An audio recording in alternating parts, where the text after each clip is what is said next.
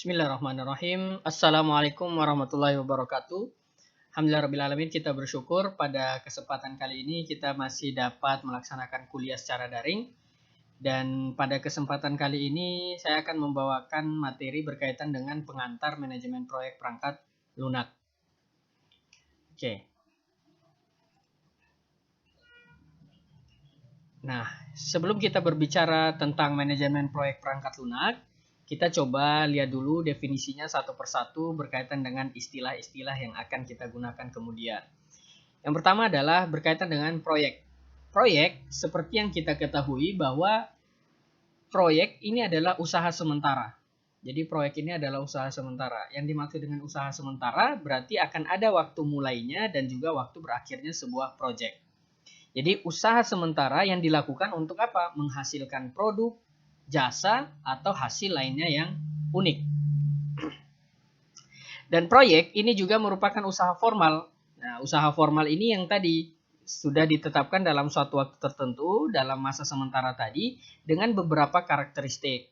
Nah, karakteristiknya diantaranya yang pertama, diawali pada waktu tertentu, kemudian ditetapkan dengan pasti tujuan ataupun lingkup kerja dari proyek tersebut, seperti apa nanti tujuannya, bagaimana lingkupnya, jangan sampai keluar dari lingkup kerja yang disepakati dan sebagainya. Kemudian ditetapkan juga dengan baik hasil atau produknya, kriteria performa produknya nanti seperti apa. Misalkan kalau kita buat software berarti kriterianya harus seperti apa. Dia harus mampu menjalankan menu 1, menu 2, menu 3 dan seterusnya. Ditetapkan juga dengan baik kriteria penyelesaian proyek. Bagaimana nanti proyek berakhir. Itu juga harus ditetapkan.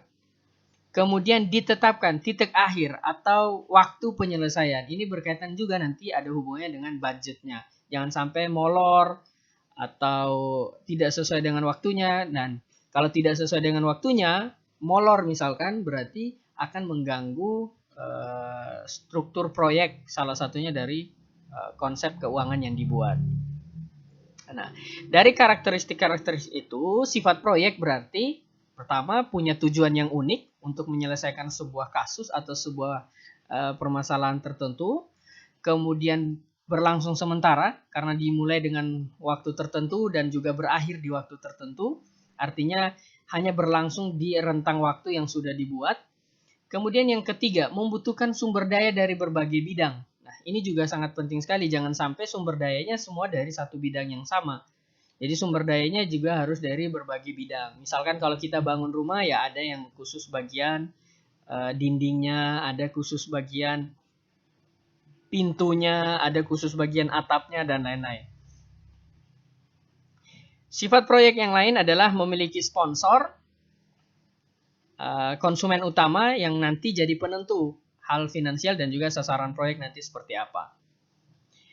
Kemudian yang pasti sifat proyek itu juga mengandung ketidakpastian. Kenapa tidak pasti? Karena lingkungan proyek itu dapat berubah. Berubahnya bisa dari waktunya, bisa dari ruang lingkup proyeknya, tujuannya bisa saja berubah di tengah jalan, ataupun dari pembiayaannya atau cost-nya. Jadi dengan sifat proyek yang tidak pasti ini, maka tim proyek ya harus bisa dapat memberikan respon dengan baik. Nah, untuk menentukan keberhasilan proyek ada dua konsep. Yang pertama the triple constraint. The triple constraint ini setiap proyek dibatasi dengan cara yang berbeda. Nanti yang dilihat itu apa? Ada scope, ada time dan juga ada cost. Scope pekerjaan apa yang harus diselesaikan. Jadi bagaimana ruang lingkupnya nanti harus bisa A, B, C, D, S, dan seterusnya. Kemudian berkaitan dengan time, waktu yang diperlukan untuk menyelesaikan scope tadi, dan juga biaya yang harus dikeluarkan untuk menyelesaikan pekerjaan atau proyek yang sudah disepakati. Nah, dari ketiga lingkup ini atau tiga konsentrasi ini, ada sebuah bidang atau sebuah bagian yang mempunyai tanggung jawab untuk menyeimbangkannya, yaitu manajer proyek. Jadi manajer proyek nanti yang akan salah satunya memilih anggota atau sumber daya yang dimiliki untuk menyelesaikan proyek tertentu, sehingga nanti bisa proyek tersebut bisa diselesaikan sesuai dengan skopnya atau pekerjaannya, bisa diselesaikan tepat waktu, dan juga bisa dikerjakan sesuai dengan budget yang sudah direncanakan. Selain yang tadi, 3 konsentrasi tadi, ada juga konsep the quadruple concentrate. Jadi ada 4 di sini. Yang pertama, 4 faktor atau 4 kunci yang nanti menentukan keberhasilan proyek. Dari budget, dari cost tadi, schedule, dari waktunya, dari performa, bagaimana nanti hasil dari proyek yang sudah dibuat, dan tentu saja ada tambahan satunya, yaitu client acceptance atau persetujuan dari klien. Ya, karena walaupun ini sudah sesuai, bisa saja nanti bermasalah di bagian client acceptance. Nah, kemudian yang kedua, istilah manajemen. Manajemen ini adalah proses yang terdiri dari merencanakan, mengorganisasi, memimpin, menggerakkan, dan mengendalikan sumber daya organisasi untuk mencapai tujuan tertentu atau untuk mencapai tujuan organisasi itu. Nah, dalam hal ini kalau kita berbicara manajemen proyek, berarti untuk mencapai tujuan dari tim proyek yang dibentuk atau tim proyek yang ada. Jadi bagaimana nanti merencanakan, bagaimana mengorganisasikan tim proyek, bagaimana nanti manajer proyeknya memimpin, menggerakkan, dan juga mengendalikan siapa-siapa saja yang terlibat dalam pekerjaan tersebut. Unsurnya ada apa saja? Unsurnya ada 5M. Ada man atau orangnya, ada material, bahan-bahannya nanti seperti apa, kemudian ada mesin. Mesin ini nanti berkaitan dengan pelayanan, bisa berkaitan dengan fasilitas, bisa berkaitan juga dengan energi. Nah, kemudian unsur yang keempat adalah money atau uang. Nah, tentu saja yang tadi sifatnya harus ada sponsornya, atau paling tidak orang yang mempunyai tanggung jawab proyeknya bisa mengeluarkan uangnya, dan juga metode atau langkah-langkahnya nanti seperti apa. Nah, dari 5 unsur inilah yang nanti membentuk atau ini yang nanti menjadi bagian-bagian yang akan diatur oleh tim proyek. Kemudian kalau kita lihat manajemen proyek, tadi proyek sudah, kemudian manajemen juga sudah, lalu manajemen proyek. Nah, manajemen proyek itu adalah aplikasi dari apa? Pengetahuan, dari skill, dari perlengkapan atau perkakas, dan juga teknik-teknik atau model-model yang bisa digunakan untuk apa? Untuk aktivitas proyek ini sesuai dengan kebutuhan proyek. Jadi untuk membuat aktivitas proyek atau project activity to meet project requirement. Jadi disesuaikan atau cocok tidak dengan kebutuhan proyek. Nah, manajemen proyek ini yang tadi sarana untuk merencanakan, mengorganisasikan, mengimplementasikan, mengontrol kegiatan dan sumber daya dalam sebuah proyek. Manajemen proyek menyatukan dan mengoptimalkan sumber daya. Nah, sumber daya ini yang tadi bisa saja keterampilan, bakat, usaha, kerjasama tim, fasilitas, alat, informasi, teknik, termasuk uang.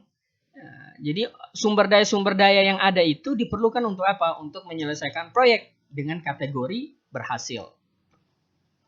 Parameternya apa? Parameternya adalah BMW. Biayanya sesuai atau tidak, mutu, menyelesaikan masalah atau tidak, waktu, sesuai dengan waktu yang sudah ditetapkan atau direncanakan atau tidak.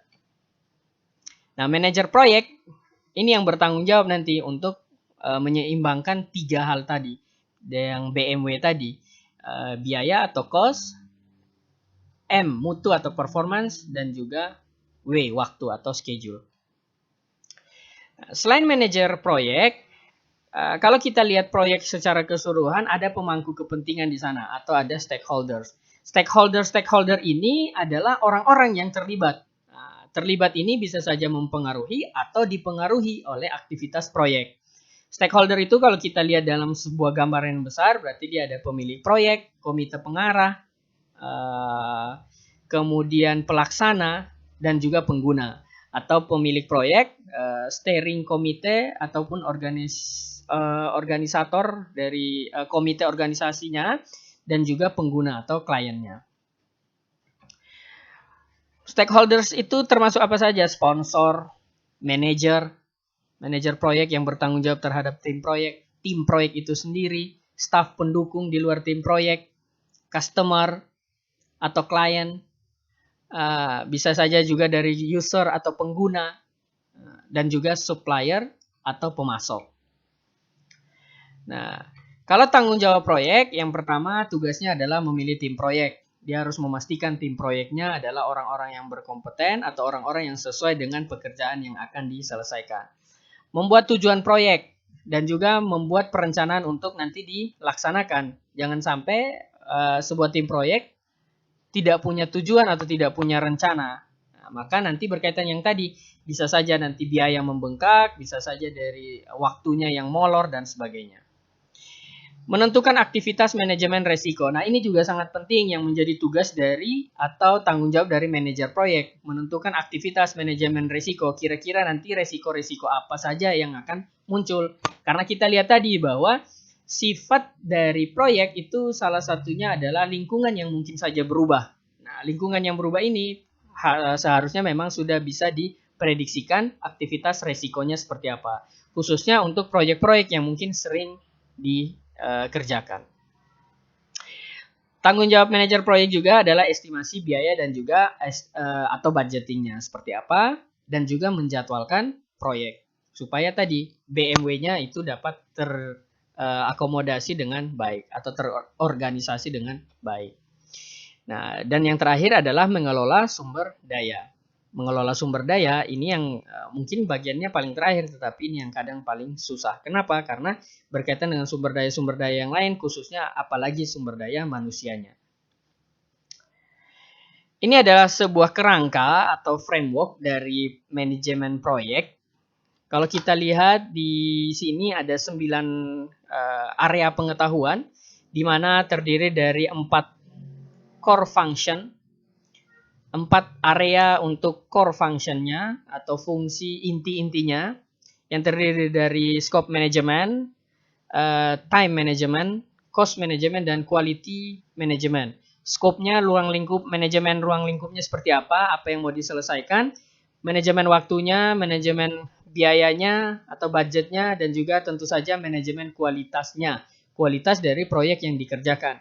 Jangan sampai memenuhi ruang lingkup, waktu, cost, tetapi kualitasnya buruk. Misalkan bisa menyelesaikan masalah tetapi kualitas database-nya tidak baik, sehingga penyimpanannya jadi membesar dan juga memperlambat komputer, misalkan seperti itu. Kemudian di bagian bawah ada fasilitas, ada berkaitan dengan facilitating function, yaitu berkaitan dengan human resource management, bagaimana memanajemen sumber daya manusianya. Communication management, bagaimana nanti antar tim proyek itu bisa berkomunikasi dengan baik. Manajemen resiko, risk management, apa saja yang bisa diantisipasi. Dan juga procure management. Jadi manajemen pengadaan. Jadi kalau misalkan kita buat sebuah proyek pemasangan jaringan atau infrastruktur networking, maka harus ada yang diadakan. Misalkan kabel, crimping tool, dan lain-lain sebagainya.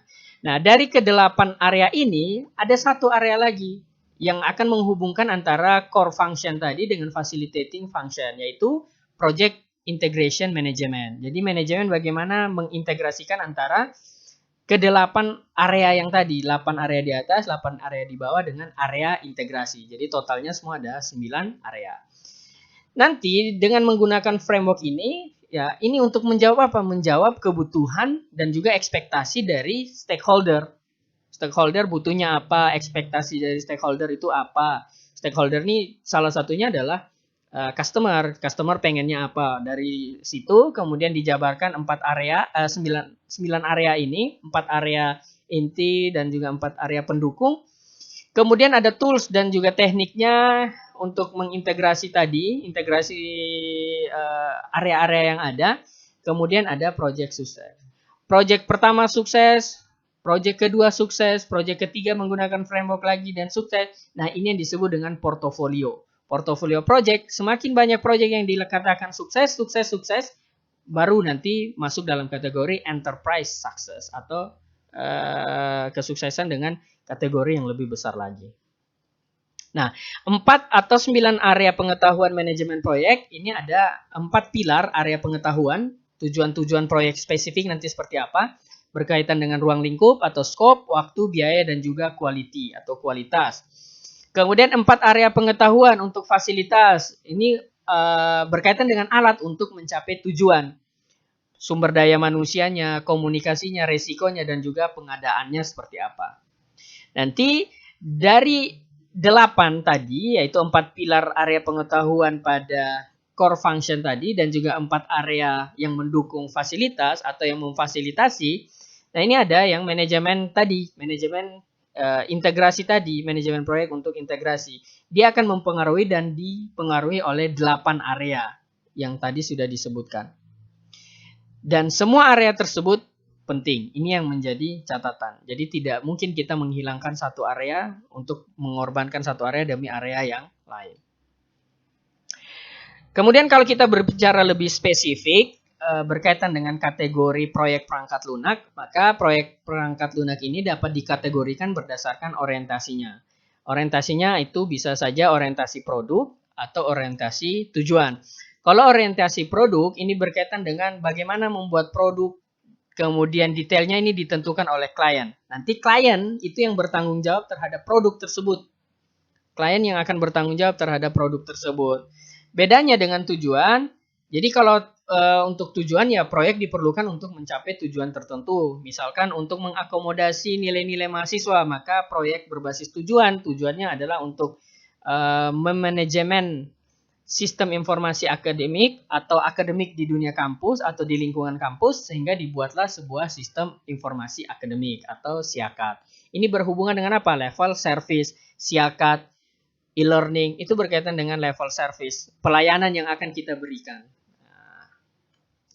Contoh-contoh proyek IT bisa saja sebuah helpdesk atau mungkin bantuan untuk sebuah departemen. Bisa saja masuk di dalamnya, ini termasuk knowledge management atau manajemen pengetahuan untuk membantu orang-orang yang mungkin pada saat menggunakan aplikasi dia kesusahan, mau tanyanya kemana, ya udah menghubungi helpdesk atau bisa membuka aplikasi helpdesk. Bisa mencatat juga di helpdesk kira-kira kesulitannya apa, sering error di sebelah mana, dan lain-lain. Atau contoh proyeknya lainnya adalah pengembangan software. Misalkan aplikasinya sudah ada, contohlah katakanlah SIAKAD sudah ada, mau menambah fitur, sebuah fitur lagi tambahan misalkan. Atau sebuah kampus yang pengen meningkatkan infrastruktur teknologinya nih untuk menyediakan akses internet. Jadi dia butuhkan nanti infrastruktur atau alat-alat yang nanti dapat mendukung atau meningkatkan infrastruktur teknologi, khususnya penyediaan akses internet. Nah, contoh proyek yang lain ini bisa dari sebuah perusahaan untuk memutuskan untuk mengembangkan sebuah sistem baru. Sistem baru misalkan untuk meningkatkan produktivitas dari sebuah pekerjaan atau sebuah aktivitas, misalkan produktivitas dalam penjualan di sebuah perusahaan.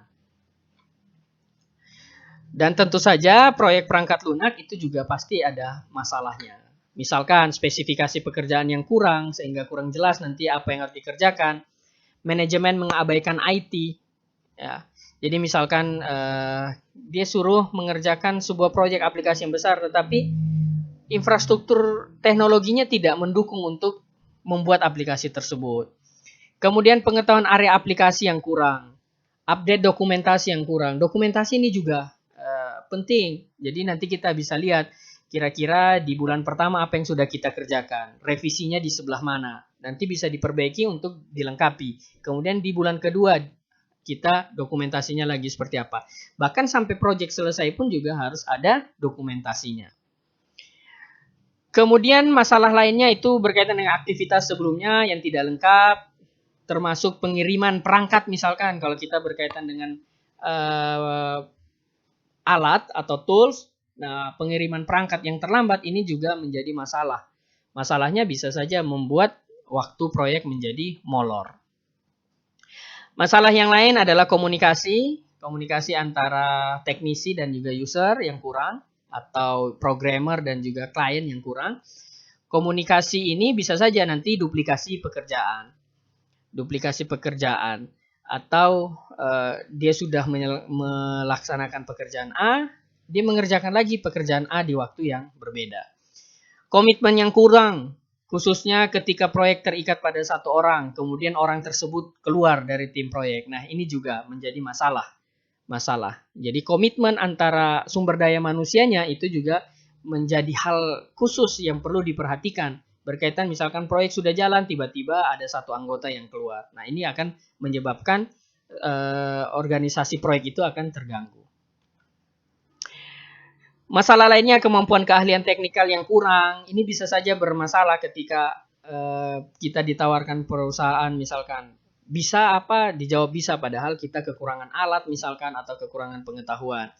Perubahan kebutuhan, kemudian perubahan kebutuhan hukum bisa saja dari berkaitan dengan informasi yang dihasilkan atau perangkat yang kita gunakan ini berkaitan atau bertentangan tidak dengan hukum.